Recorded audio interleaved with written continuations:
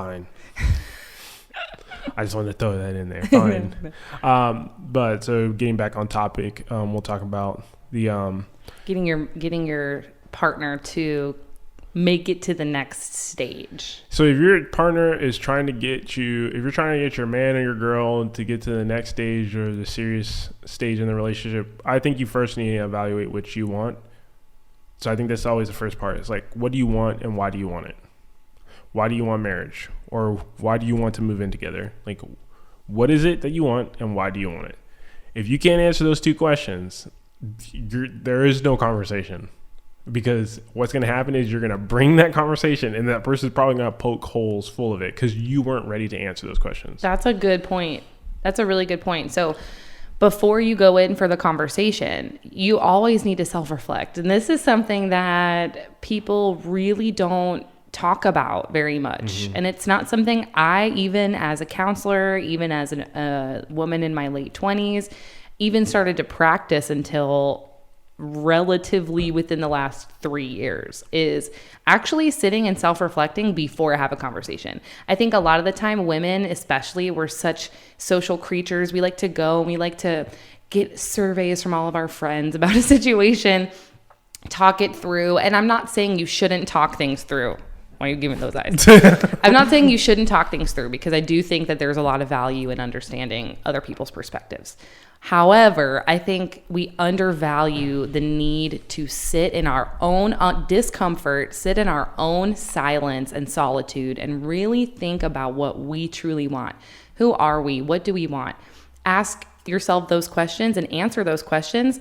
What do I want and why do I want it? And when you come up with the answer, go to your partner and have that open, honest communication about it. And if then they respond and say, okay, well, this is what I want. This is what I want. Then it's on you to put forth the boundaries to get to the place where your wants are being met. So if you say, okay, I want marriage because I really want to have kids within the next 2 years. Like, I'm 33, whatever. I really want to have kids in the next 2 years. You bring that to your partner. He says, yeah, well, I actually don't see myself having kids for the next 5, maybe 7 years. Then that's up to you to say, okay. Can I pause and jump in there as well? Because I think this is a classic moment where it's like, now you have to choose a compromise, right? I think that most people I think you're right, setting boundaries. Great, 100%. We all know how to set boundaries. I think we all set boundaries really too well in our generation because we're so independent and we're called the Generation Me.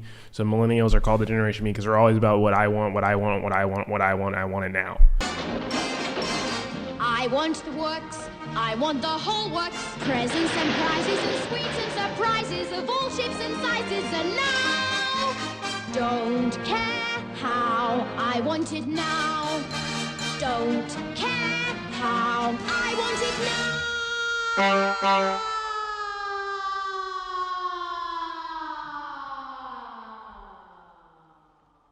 She was a bad egg. Where's she gone? Where all the other bad eggs go. Down the garbage chute. I want it now.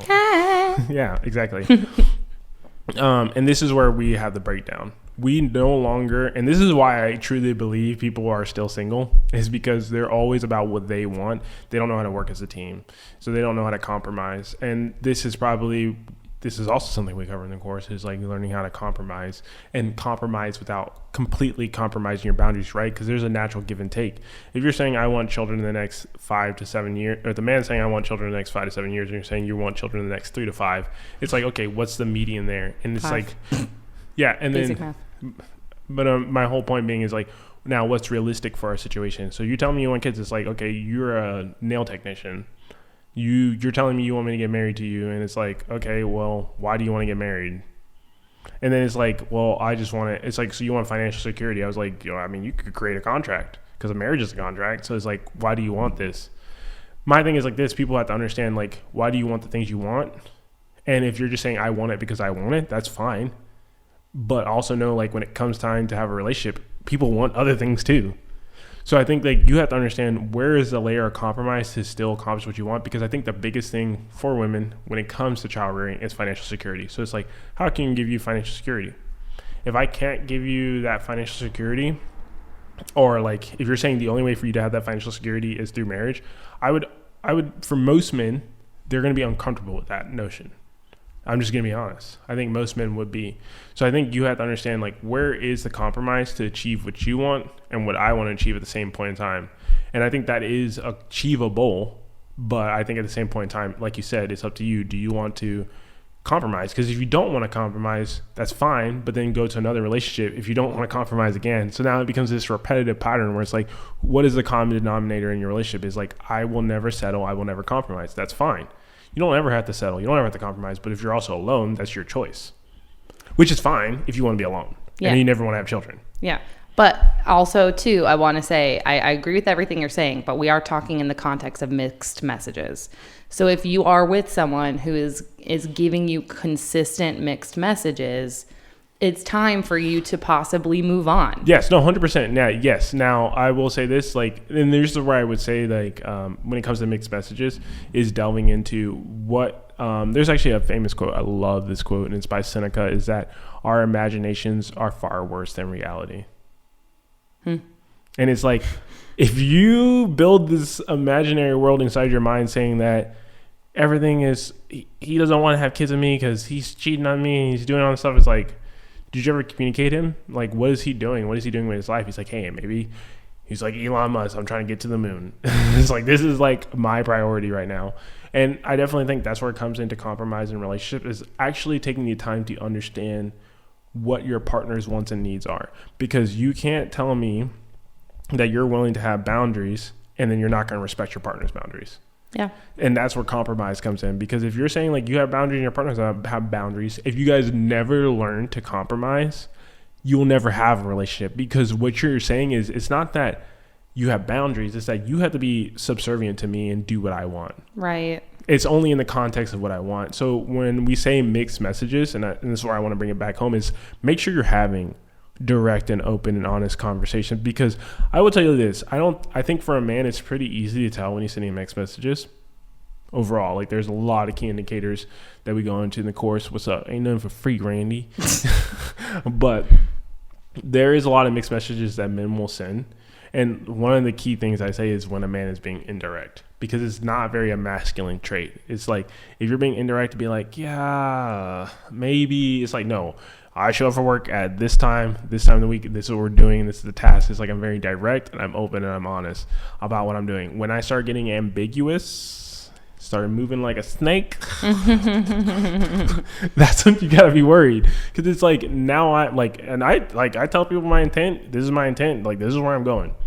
This is the direction I'm going in. Either you're on the team or you're not on the team. And like, and I say that in, like, of course, respect to compromise and boundaries, all those things like that. But it's like, when you ask me what I'm going to do, if I tell someone, it's like, I'm focusing on my business, focusing on being a great dad, and I'm making space for a healthy relationship, that's what I would do. And guess what? If it's not a healthy relationship, I'm not going to entertain it. That's just like, that would be like the very basis. And I think that, to me, is like where you have to know the difference between mixed messages and then when you're not communicating. Because if you're not communicating, you're never going to know. If it's everything is inside your own mind, and you're saying he's doing this, and you're going to all these dating coaches and they're saying like, oh, he's doing this because it's like he's using you, he's leading you on. It's like, have you had a conversation with him? And this is where most dating coaches fail. It's like, they never hold other people accountable. It's like, did you have a conversation? No. Why are you talking to me? That'll be $500. But yeah, it's like, you need to go talk to your man. You need to go talk to your wife. You need to go talk to your girlfriend. You need to go talk to your boyfriend. Have that conversation. Be like, hey, like, be vulnerable. I want to have a committed relationship, and this is why.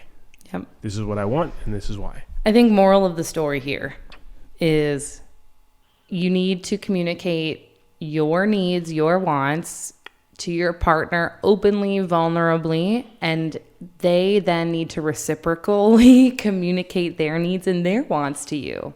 If you have done your due diligence and you've communicated in an open, honest, and healthy way, and they are then choosing to withhold information, or they are choosing to give you ambiguity, or they're choosing to send you mixed messages, then it's time for you to cut it. Cut it. I think that is just that is the key takeaway here from this podcast is open, honest, healthy communication from your end, your accountability for your advocacy for yourself and what you want. If there's a compromise that can happen, great. If not. Well, I think that's all we have for today on our mixed messages and mixed communication and all those mixed signals. As always, guys, if you're ready for a real relationship, real connection, Let's get started.